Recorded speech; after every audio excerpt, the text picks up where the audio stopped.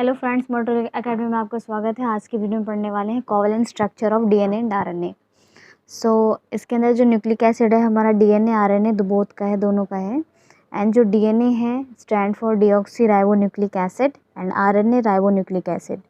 So nucleic acid are the macromolecules, biomolecules present in all living cells in the combination with protein to form nucleoprotein। तो कहते हैं nucleic acid होते हैं वो micromolecules और biomolecules इसमें प्रेजेंट होते हैं और ये हर लिविंग सेल्स में प्रेजेंट होता है। और इसका जो कॉम्बिनेशन है वो प्रोटीन का और न्यूक्लियोप्रोटीन क्या है, इसमें कंबाइन होते हैं। So the nucleic acid are of two main categories. Nucleic acid की दो मेन कैटेगरीज हैं, that is DNA and RNA, deoxyribonucleic acid and ribonucleic acid. तो दोनों मिलके क्या बनाते हैं, पॉलीन्यूक्लियोटाइड्स बनाते हैं। ठीक है, न्यूक्लियोटाइड्स। सो न्यूक्लियोटाइड्स जो होते हैं वो पेंटोज शुगर होता है, नाइट्रोजिनस होते हैं उसमें बेसिस, एंड फॉस्फेट जो फॉस्फोरिक एसिड होता है वो इसमें इंक्लूड है। तो शुगर प्लस बेस मिलके न्यूक्लियोसाइड बनाते हैं, एंड जो न्यूक्लियोसाइड और फॉस्फोरिक एसिड होते हैं वो न्यूक्लियोटाइड्स बनाते हैं। ठीक है, so phosphoric acid ester to nucleosides. Phosphoric acid क्या करते हैं, न्यूक्लियोसाइड के साथ मिलके क्या करते हैं, न्यूक्लियोटाइड्स बनाते हैं। Structure and function of nucleotides. Nucleotides के स्ट्रक्चर क्या है, फंक्शंस क्या है फ्रेंड्स।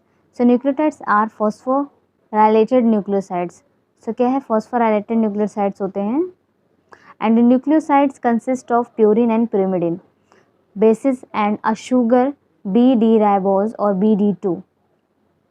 तो बेसिकली क्या जो न्यूक्लियोसाइड्स होते हैं फ्रेंड्स वो कंसिस्ट करते हैं प्यूरिन और pyrimidines। सो ये जो बेसिस होते हैं प्यूरिन और pyrimidines ये होते हैं एडेनिन, ग्वानिन, साइटोसिन, थायमिन और यूरेसिल। तो ये सारे जो है ये हमारे प्यूरिन और pyrimidines होते हैं। इनको बेसिस में डिवाइड, अदर जो हमारे कैटेगरीज हैं उनमें डिवाइड किया हुआ है। 10 nucleosides are composed of nitrogenous base. तो न्यूक्लियोटाइड्स क्या होते हैं, कंपोज करते हैं नाइट्रोजिनस बेस। उसके अंदर क्या होता है, नाइट्रोजिनस बेस होता है, a sugar, pentose, monosaccharide and phosphate group present होते हैं। So all nitrogen bases of nucleic acid are divided from two hydrocyclic bases, purine and pyrimidine। Sugar क्या, पेंटोज शुगर में कितने होते हैं फ्रेंड्स, 5। यहाँ पे देखेंगे आपको 2 deoxy ribo sugar present in DNA, ribo sugar presenting RNA. तो 2 डीऑक्सी राइबो शुगर किसमें, डीएनए में प्रेजेंट होता है, और राइबो शुगर किसमें, आरएनए में प्रेजेंट होता है। सो इसका ये केमिकल फॉर्मूला है। So this sugar is either BD ribose और BD2 deoxy ribose. So DNA and RNA are distinguished on the basis of pentose sugar present. तो आप पता लगा सकते हैं पेंटोज शुगर के जरिए कि कौन सा डीएनए प्रेजेंट है, कौन सा आरएनए में प्रेजेंट है। There are present 2 type of bases. जैसे कि आपने बेसिस अभी पढ़े थे फ्रेंड, तो हमारा न्यूक्लिक एसिड में जो 2 हाइड्रोसाइक्लिक बेसिस होते हैं वो होते हैं प्यूरिन और pyrimidines। सो प्यूरिन बेसिस होते हैं और pyrimidine बेसिस होते हैं। तो प्यूरिन बेसिस कौन कौन से हैं, 2 principal purine bases found in DNA as well as RNA are adenine and guanine. Adenine को हम A से रिप्रेजेंट करते हैं एंड ग्वानिन को G से रिप्रेजेंट करते हैं। तो ये हमारे प्यूरिन बेसिस है। pyrimidine बेसिस की बात करें फ्रेंड्स, तो यहाँ पे क्या है, the major pyrimidine bases is cytosine, uracil and thymine. तो साइटोसिन है हमारा C से रिप्रेजेंट करते हैं, यूरेसिल को U से रिप्रेजेंट करते हैं, एंड थायमिन को T से रिप्रेजेंट करते हैं। ठीक है, so cytosine and uracil are found in RNA and cytosine and thymine in DNA.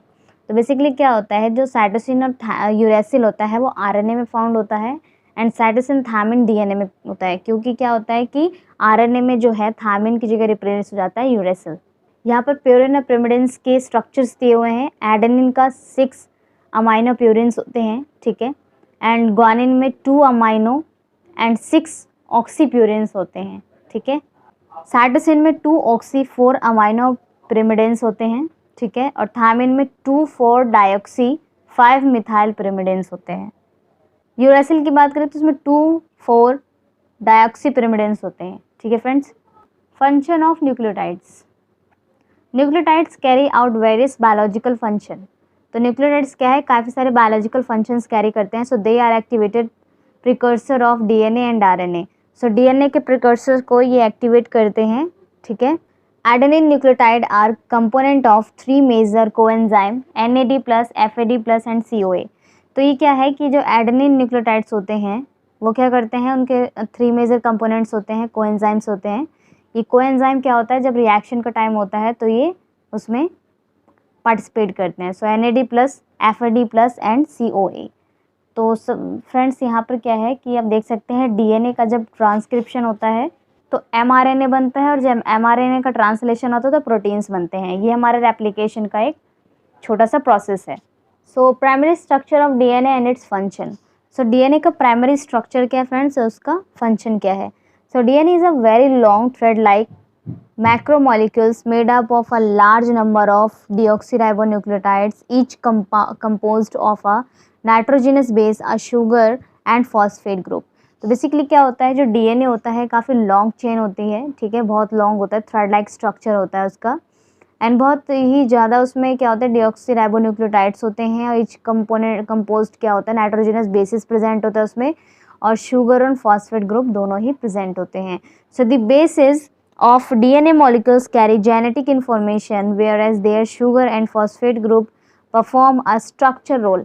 तो बेसिकली स्ट्रक्चर रोल जो यहाँ पे परफॉर्म होता है वो होता है शुगर एंड फॉस्फेट ग्रुप जो है उससे क्या होता है कि जो DNA का स्ट्रक्चर है वो मेंटेन रहता है। सो जो बेसिस है DNA के वो जो कैरी कर रहे हैं वो जेनेटिक इन्फॉर्मेशन कैरी करते हैं जो एक जनरेशन से दूसरे जनरेशन में ट्रांसफ़र होता है।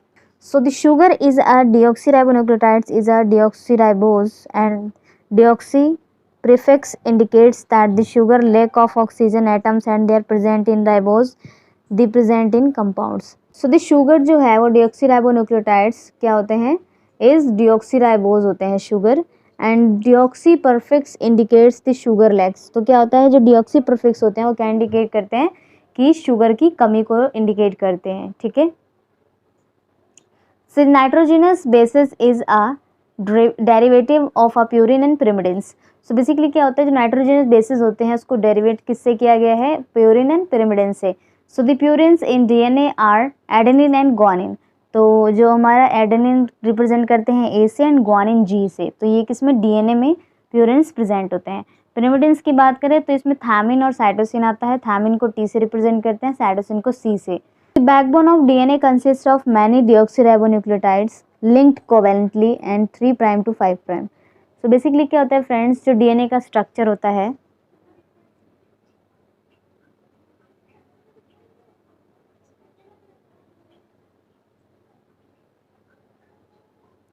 ये होता है 3' to